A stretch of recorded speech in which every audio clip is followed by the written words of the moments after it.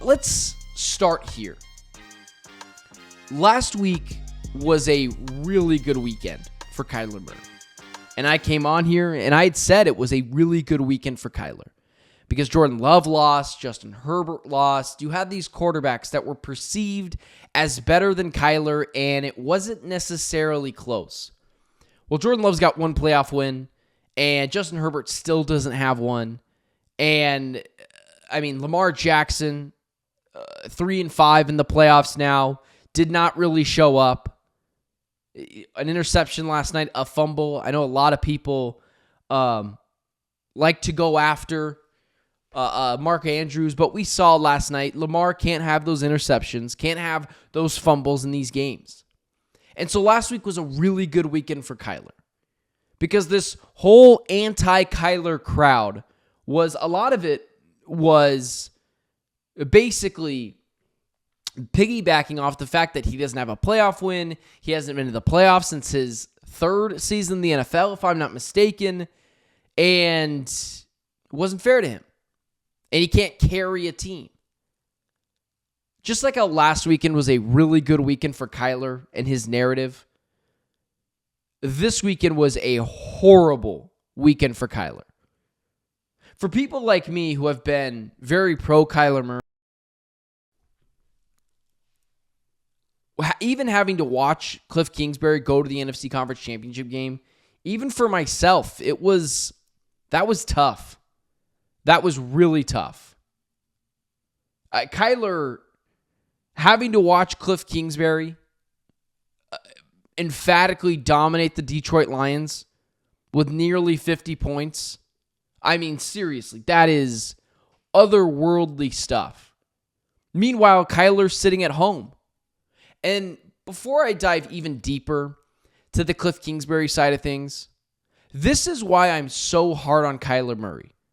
I have been a Kyler Murray stan at times and hardcore believer of him. But I got to be fair, and I've got to be honest, it was not a good look for Kyler this weekend. Because for Cardinals fans who have been emphatically defending Kyler, me being one of them for a really long time, you look at Jaden Daniels, and this is why I've been so hypercritical of Kyler. Because if you need everything to be perfect, that's a you problem.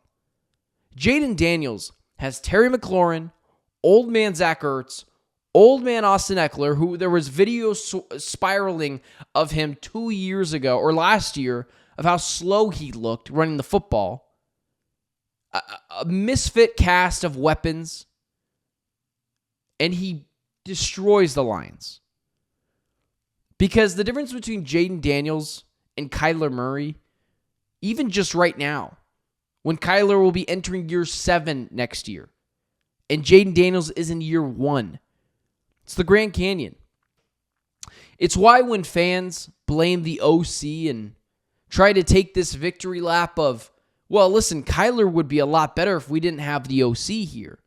Well, Jaden Daniels has no weapons outside of Terry McLaurin. You did not think that Zach Ertz was this good. Or Austin Eckler. He just wins. Because the difference between an A-plus quarterback and a B- quarterback in Kyler is they are the great eraser. And it's really not fair because it's tough for Kyler. Jaden Daniels put the Detroit Lions to bed and never skipped a beat offensively. Never once. It didn't matter. It didn't matter. And we can't have that. It's why when you make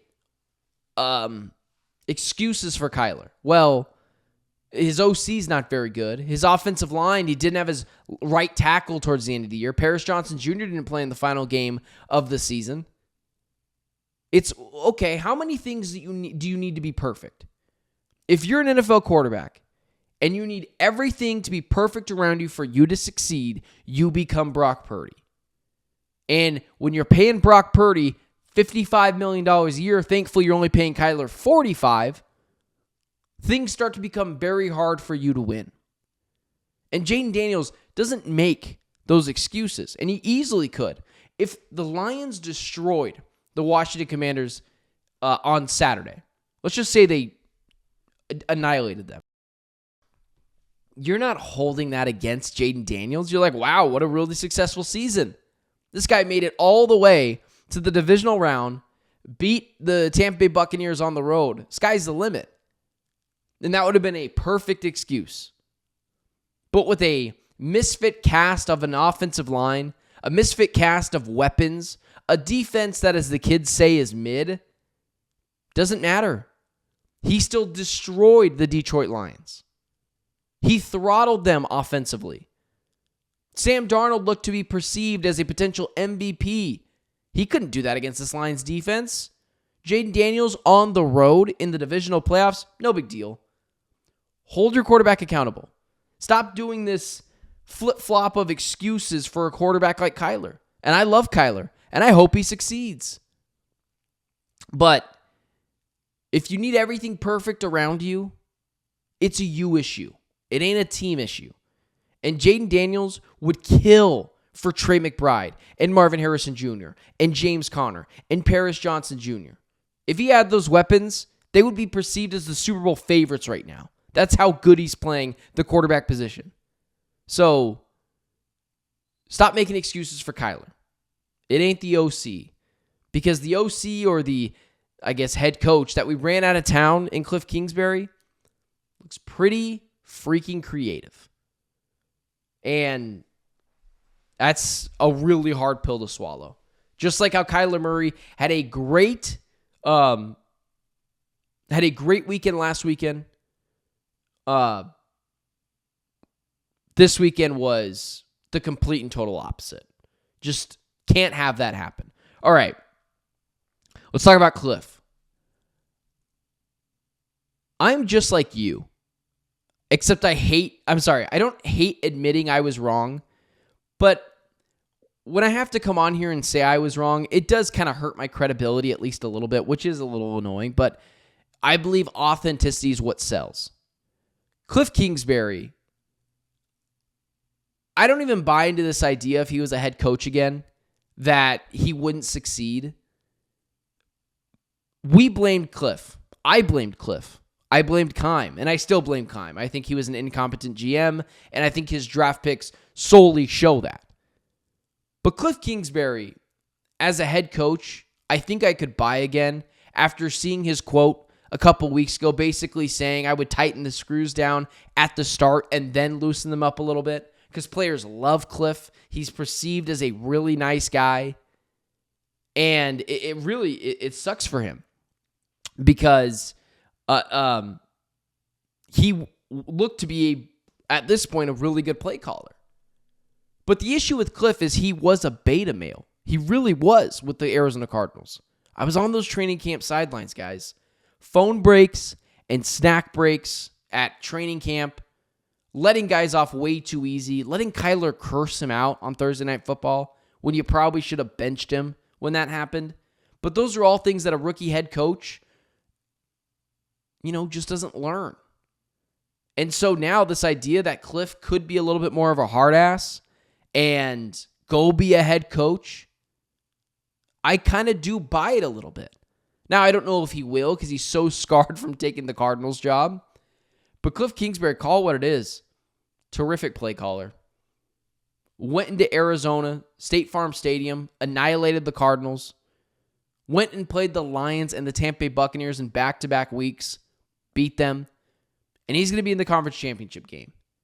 And it sucks to admit, but it does kind of feel like we scapegoated Kliff Kingsbury just a little bit.